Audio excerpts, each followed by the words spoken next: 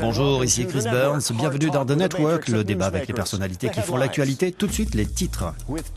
Alors que deux des auteurs des attentats de Paris se sont radicalisés en détention, des mesures nouvelles doivent empêcher que la prison devienne le creuset du terrorisme. L'école est également au centre de toutes les attentions. La radicalisation serait le fait d'un mélange mortifère entre réseaux sociaux, promiscuité carcérale et prêches radicaux.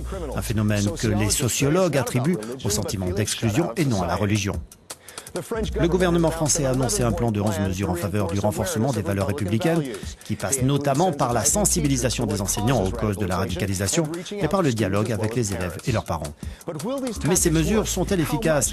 Comment l'école peut-elle lutter contre la radicalisation? A-t-elle les moyens de favoriser l'inclusion au sein de la société et sur le marché du travail? Sont connectés avec nous depuis le Parlement européen de Bruxelles, le socialiste britannique Claude Moraes, député européen à la tête de la commission parlementaire Liberté civile, Justice et Affaires intérieures. Sonia Renes Givanides, la directrice du bureau bruxellois de Search for Common Ground, une ONG spécialisée dans la résolution des conflits. Et Blair Deshi, éducateur et blogueur basé ici à Bruxelles. Il écrit notamment sur les problématiques des jeunes. Bienvenue à vous tous. Ma première question s'adresse à vous trois, en commençant par Claude.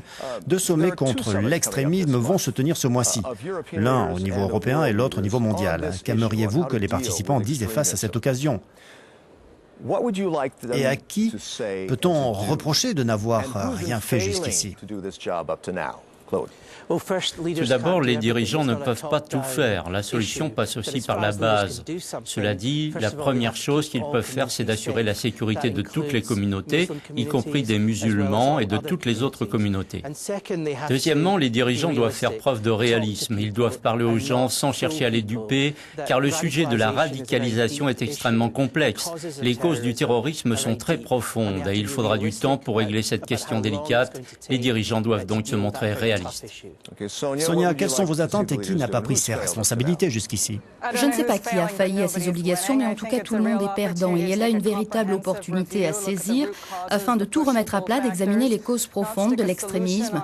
Il ne faut pas s'en tenir à une solution qui aujourd'hui doit être totalement revue, aussi bien du point de vue économique que social ou identitaire. C'est tout le schéma de la société qu'il faut repenser. Ok, vous aimeriez qu'ils abordent cela. Et vous, Blairy, pourriez-vous dire qui n'a pas pris ses responsabilités? Qu'attendez-vous des dirigeants ce mois-ci? Toute la classe politique a échoué. Si vous regardez les problèmes auxquels l'Europe doit faire face actuellement, le racisme, la discrimination, la pauvreté, le chômage, etc., eh bien, nous n'offrons aucune perspective, aucune solution à ces problèmes majeurs. Ensuite, il y a le problème de la politique étrangère menée par les États membres de l'Ouest de l'Union européenne. Et troisièmement, il y a la couverture des médias qui se focalise sur une petite minorité et non sur l'ensemble de la communauté musulmane.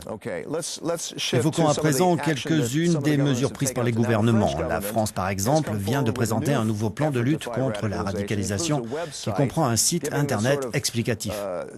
Ce site fait le point sur les groupes djihadistes et aide à décrypter leur propagande pour montrer leur vrai visage. Pensez-vous que ce genre d'approche peut fonctionner? Sonia, qu'en pensez-vous? Vous avez travaillé dans les pays concernés. Par expérience, nous savons que les sites internet ou les programmes télé de ce type ne sont pas efficaces en soi. Ce qui compte, c'est la façon dont vous impliquez les communautés, la façon dont vous leur donnez la parole et des opportunités. Ce qui compte, c'est d'offrir des perspectives d'avenir. Donc, regarder une vidéo, un programme ne changera pas les comportements. Pour cela, il faut une approche globale. Et qui devrait se charger de cela, le gouvernement ou bien la société civile? À votre avis, Claude? Eh bien, c'est au gouvernement de financer ce type de mesures. Soyons réalistes. Prenez le Royaume-Uni. Plusieurs actions mises en place là-bas ont porté leurs fruits et pourtant certaines d'entre elles ne sont plus financées. Il y avait tout un travail mené dans les communautés, comme se rendre dans les mosquées. Les collectivités locales intervenaient sur le terrain. Il est très important que des actions de déradicalisation soient menées et financées dans les écoles et les collèges, par exemple. Mais le gouvernement se désengage. Blairy, comment intervenir dans les écoles? Comment prévenir la radicalisation? Que devrait-on faire? Tout d'abord, commençons par offrir des perspectives à ces jeunes gens ici, car ils sont nés et ont grandi ici, dans des pays européens. C'est donc une question d'opportunité. Pour commencer, oui. Par exemple, à Bruxelles, plus de 30% de la population vit dans la pauvreté. Dans certains quartiers, jusqu'à 50% des jeunes sont au chômage. 30% des jeunes quittent l'école sans diplôme. Donc, avant d'en venir à l'école à proprement parler, offrons-leur des perspectives d'avenir. Et pour en revenir à l'école, il faut trouver, en concertation avec les enseignants et la communauté, la meilleure façon de les aider à trouver leur place dans la société. Ok, monsieur le législateur, mais comment allons-nous faire cela? Comment offrir des perspectives? L'aliénation, la pauvreté, toutes ces choses sont en cause, tout comme le culte de la radicalisation, et il faut gérer tout cela avec beaucoup d'attention. Des mesures ont été prises au Royaume-Uni, au Danemark ou encore en France. Le plus important, c'est d'opter pour le modèle le plus adéquat et de partager les bonnes pratiques. À l'heure actuelle, la plupart des États membres n'ont pas de mesures anti-radicalisation, alors que des millions de jeunes gens sont embrigadés et se battent à l'étranger. Sonia, on vient d'évoquer le programme danois. Le gouvernement va dépenser des millions dans la création de centres de déradicalisation destinés aux jeunes qui veulent quitter les mouvements djihadistes. Il s'agit aussi de lutter contre le recrutement via Internet par les groupes djihadistes. Est-ce que ça peut marcher? Le Danemark est un tout petit pays et je serais curieuse de savoir ce qui les a poussés à prendre ce type de décision. La société a-t-elle un rôle à jouer et si oui, lequel? On a critiqué leur manque d'engagement vis-à-vis des groupes musulmans. On a constaté que l'approche collaborative est beaucoup plus efficace que l'approche antagoniste. Alors comment inciter les personnes qui font partie du problème à faire aussi partie de la solution? Blairy, qu'en pensez-vous? Il est très important d'impliquer la communauté musulmane, parce que si la communauté musulmane a échoué quelque part, c'est dans l'information de ses propres membres. Il y a eu des cas au Royaume-Uni, par exemple, où des jeunes, avant de partir pour la Syrie, ont acheté des livres sur Amazon comme l'islam pour les nuls. Ils n'étaient pas, semble-t-il, bien informés sur leur religion.